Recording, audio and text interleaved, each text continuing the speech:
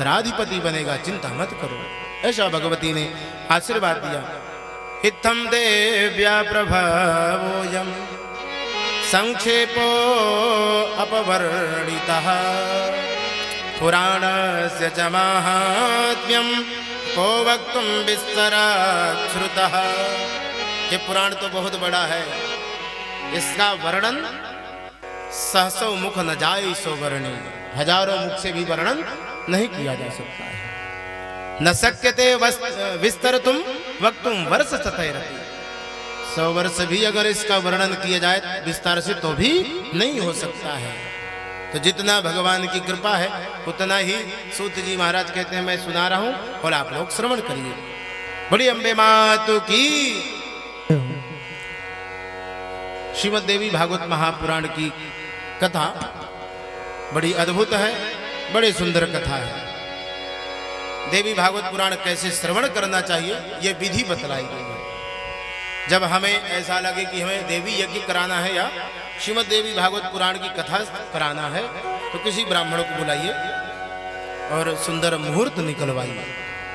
फिर ब्राह्मणों को आमंत्रित करिए, बंधु बांधवों को आमंत्रित करिए। हमारे यहाँ अपूर्व सुंदर कथा श्रीमद् देवी भागवत महापुराण की होने वाली है, अतः आप लोग आमंत्रित हैं।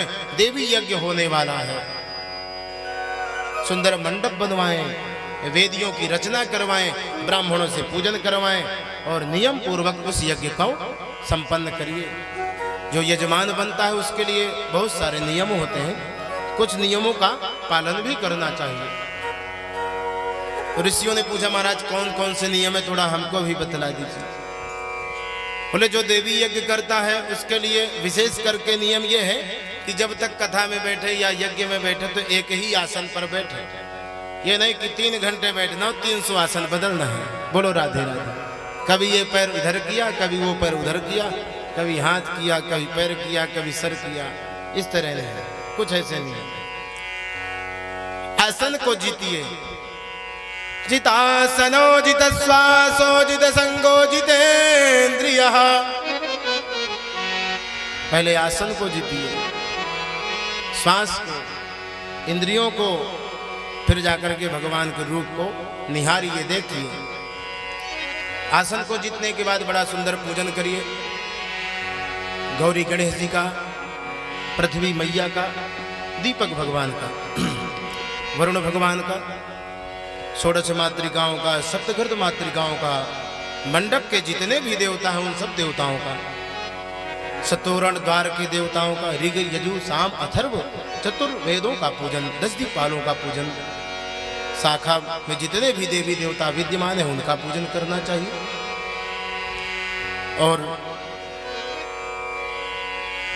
यथासंभव पूजन सामग्री लेकर के वास्तुमंडल भगवान की, क्षेत्रपाल भगवान की, सूर्य आदि अनंतानंत देवताओं की, असंख्य रुद्रों की पूजा करिए। श्रीमद् देवी भागवत की पूजा और गौरी तिलक मंडल पर विद्यमान जगदम्बे की आराधना करनी चाहिए। ब्राह्मणों का वर्ण करें जिससे वो दुर्गा सप्तशती का पाठ करें और नवारण मंत्र का जप करें। कम से कम 5 ब्राह्मणों का वर्ण करना चाहिए। अगर बहुत सामर्थ्य नहीं है तो 5 ब्राह्मणों का वर्ण करें। वर्णम पंच विप्राणाम कथा भग्न निवृत्तये। कथा में कोई विघ्न ना आए इसलिए वो नवारण मंत्र कोई जपता है, कोई सप्तशती का पाठ करता है। इस तरह से ब्राह्मणों को नियुक्त करिए। दूसरे सत्र में भगवती की कथा श्रवण करिए। कथा श्रवण करने में यह है कि फलाहार करना चाहिए। पहले तो कह दिए एकाहारम, एक ही आहार करना चाहिए। एकाहारम का मतलब यह है कि दूध ही केवल पी करके रहिए सुबह से शाम तक और कथा सुनिए, पूजन करिए। ऋषियों ने कहा महाराज बहुत कठिन हो जाएगा कलयुग में, कोई दूध पी करके कथा नहीं सुन पाएगा ना पूजन कर पाएगा। तो फिर घृतम पानम, घी पी करके केवल वो रहे, पूजन करे और कथा श्रवण करे। बोले महाराज ये भी कठिन है थोड़ा सा, ये नहीं हो पाएगा। तो फिर बोले कि फलाहारम, सुबह से शाम तक केवल फलाहार ही करें। बोले महाराज फलाहार करते करते तृप्त हो जाता है मनुष्य, और थोड़ा उपाय सरल करिए, कलयुग में ये सब नहीं कर पाएंगे। महाराज बहुत सारी बीमारियां बढ़ जाएंगी तो कहो कोई सेव ही खाना बंद कर दे, कोई कदली फल ही खाना बंद कर दे, कोई मीठा छूना ही बंद कर दे, हैं? बहुत सारी बीमारियां हो जाएं। अतः थोड़ा सरलता करिए। तो बोले फिर पहले सत्र में फलाहार करे, दूसरे सत्र में भोजन करे। बोले महाराज जैसे किसी को 4 बार भूख लगती है तो क्या करे? तो सूत जी महाराज ने कहा तो फिर फलाहार करने की जरूरत नहीं है। भोजनम तो वरम मन्ने कथा श्रवण कारकम। भोजन ही सर्वश्रेष्ठ है। चारों समय भोजन करिए और कथा सुनिए, पूजन करिए। भोजन तो इसलिए नहीं करना चाहिए कि आलस्य ना आए, कथा में विकार न उत्पन्न हो, इसलिए भोजन नहीं करना चाहिए। अब तो कथा में ही कह दिया देवी भागवत में, कथा विघ्नोपशांत्यर्थम प्रणयात पंचवाडवा। कथा में विघ्न ना आए, खूब आराम से भोजन करिए, कोई दिक्कत नहीं है। पर कथा सुनिए बड़े प्रेम से, यज्ञ करिए बड़े प्रेम से। कोई भी कथा सुनने उसकी मुक्ति हो जाती है। वंध्यावा काक वंध्यावा दुर्भगावामृतार्भका। कोई भी कथा सुने, सबको ये अधिकारी है कथा सुनने का। राम कथा के सब अधिकारी, राम कथा के सब अधिकारी, राम कथा के सब अधिकारी, राम कथा के सब अधिकारी, बालक वृद्ध युवा नर नारी, बालक वृद्ध युवा नर नारी, बालक वृद्ध युवा नर नारी। सब कोई कथा श्रवण करने का अधिकारी है। बालक वृद्ध युवा नर नारी, कोई भी हो कथा श्रवण कर सकता है। विधि बतलाई गई है, व्रती को ब्रह्मचर्य व्रत का पालन करना चाहिए। नख और बाल इत्यादि नहीं बनवाना चाहिए। 9 दिन पर्यंत जब तक देवी भागवत की कथा चले, यज्ञ चले, तब तक ये कार्य नहीं करना चाहिए। पवित्र भोजन करिए और तामसी भोजन का त्याग करिए। भगवती की आराधना करिए। भूत प्रेत इत्यादि का विनाश करने वाली जगदम्बिका है। इस श्रीमद् देवी भागवत महापुराण का अगर एक श्लोक सुन लिया जाए तो बहुत बड़ा फल मिलता।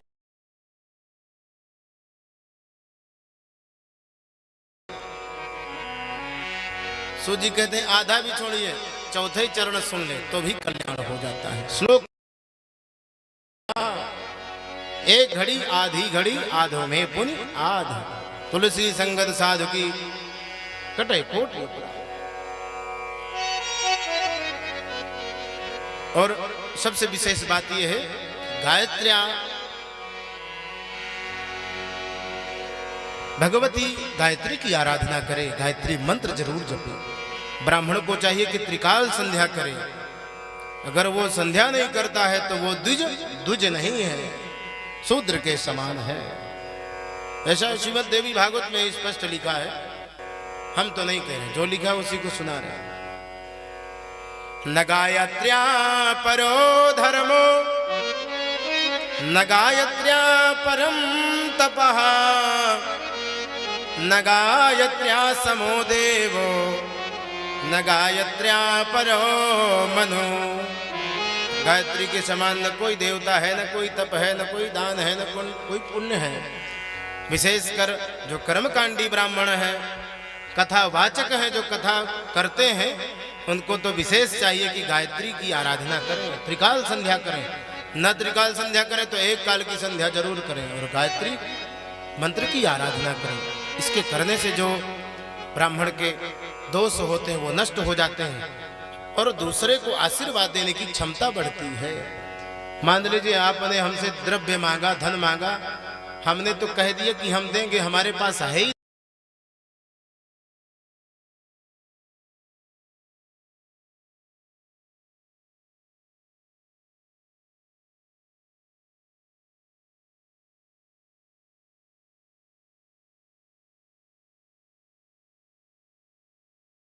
केवल ऐसे ही कह देंगे खुश रहो कल्याण हो, जब अंदर कुछ ही नहीं है तो ना आपका कल्याण होगा न देने वाले का कल्याण होगा।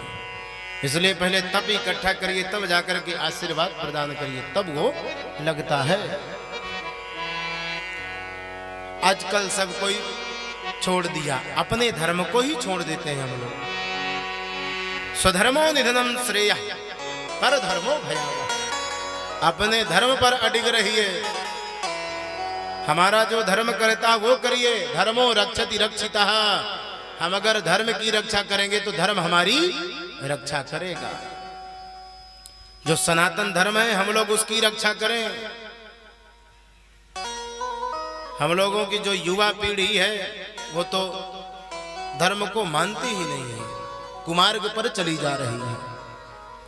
लोग अपनी धर्म की रक्षा करने के लिए शस्त्रों का भी प्रयोग करते हैं। क्षत्रियों का काम था बहुत सारे शस्त्र रखते थे। जब ज्यादा अपराध पृथ्वी पर बढ़ जाता था तो अपने शस्त्र निकालते थे और आतताइयों का वध करते थे, धर्म की रक्षा करते थे। ये क्षत्रियों का काम था। अब आजकल क्षत्रियों के पास शस्त्र नहीं है, देखने को कहीं कहीं मिलता है। शास्त्र की भी जरूरत है और शस्त्र की भी जरूरत है। अपने धर्म की रक्षा करिए और अपने धर्म को बढ़ाइए। अपने धर्म पर ही मर जाना श्रेयस्कर है, पुण्य है, श्रेयस्कर है। दूसरे धर्म में नहीं जाना चाहिए है?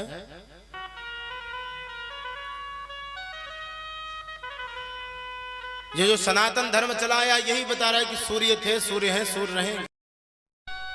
सूर्य की जो टाइमिंग फिक्स है वो हम लोगों ने तो नहीं की है। जिस परमात्मा की सत्ता चल रही है उसी ने फिक्स कर दिया है, व्यवस्थित कर दिया है। तुम्हारा समय इतने बजे उदय हो जाना है, इतने बजे अस्त हो जाना है, उसका आदेश है, बिल्कुल फिक्स टाइम है। वो तो अपने समय पर अपना काम करते हैं, पर हम लोग अपना काम नहीं करते हैं। कोई गंदी फिल्म का गंदा एक्टर अगर कुछ कर दिया तो उसे जरूर करते हैं, बोलो राधे राधे। अगर उसने थोड़ा सा फटा पैंट पहन लिया तो महाराज पूरा पैंट ही फाड़ देते हैं लोग, बोलो राधे राधे, उसको पहनने लगते हैं। एक गंदी फिल्म का गंदा एक्टर अगर कुछ कर दिया उसने अपनी फिल्म में तो वही करने लगते हैं। जो हमारा सनातन धर्म कहता हुआ आया है, पूजा करिए, भगवान की आराधना करिए, उस पर ध्यान नहीं देते हैं। कर्म तो शरीर से ही करते हैं ना, इस शरीर से सारे कर्म होते हैं। उदाहरण से समझिए, कोई गया किसी सज्जन के पास, क्रोध आ गया, उसको अपशब्द कह दिया। वो सज्जन पहलवान रहे, उन्होंने बढ़िया सुंदर स्वागत कर दिया, फल मिल गया। वाणी से कर्म किया, फल तुरंत मिला।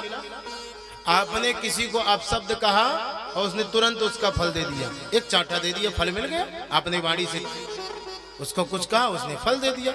कर्म किससे किया? वाणी से, फल मिला तत्काल।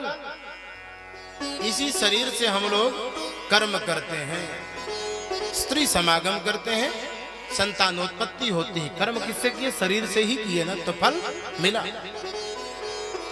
तो इसी शरीर से हम भगवान का नाम लें, तब जाकर के हम नहीं आएगी। कितनी भी प्रयास, कितना भी ओम जय अम्बे गौरी।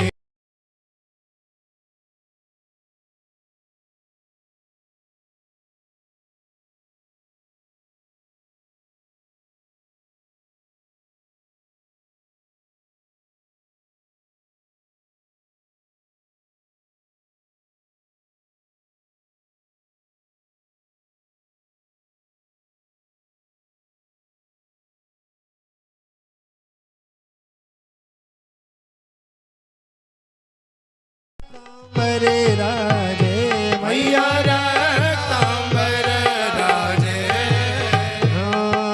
रक्त पुष्प गले माला, लाल पुष्प गले माला, कंठन पर साजे। ओम जय अम्बे गौरी। के हरे वाहन राजत खड़क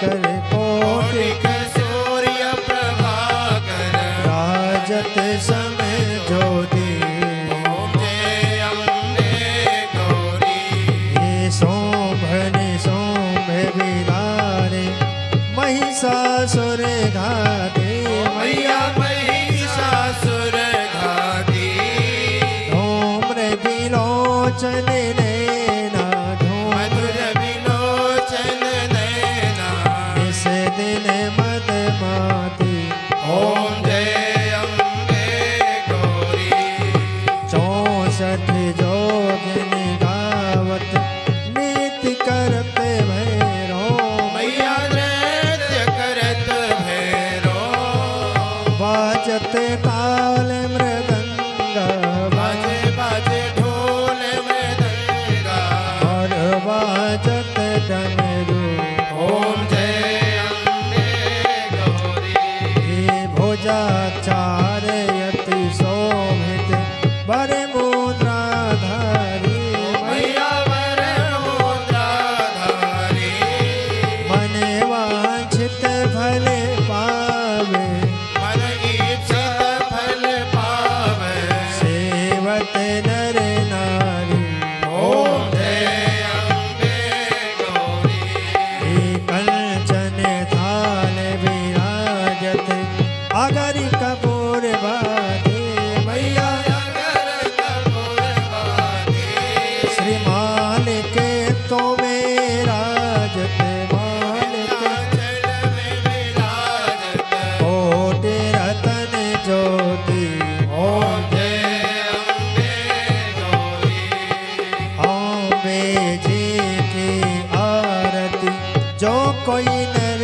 गावे मैया देव सहित गावे ओ मैया भाव सहित गावे कहत शिवानंद स्वामी मन भजत हरि हर स्वामी मन वांछित फल पावे ओम जय अम्बे गौरी ओम जय अम्बे गौरी मैया जय श्यामा गौरी मैया जय संकट हरणी तुम कौन से दिन धावत मैया जी को सदा मनावत हरि ब्रह्मा शिव जी ओम जय अम्बे गौरी ओम जय अम्बे गौरी जय अम्बे गौरी जय अम्बे गौरी कर्पूर गौरम करुणावतारम संसार सारम भुजगेन्द्रहारम सदा वसन्तं हृदयारविन्दे भवं भवानी चैतं नमामि हे त्वमेव माता सविता त्वमेव वन्दो चस्का त्वमेव त्वमेव विद्या द्रविणं त्वमेव सर्वं मम देव देव त्वमेव सर्वं मम देवो देवा त्वमेव सर्वं मम देव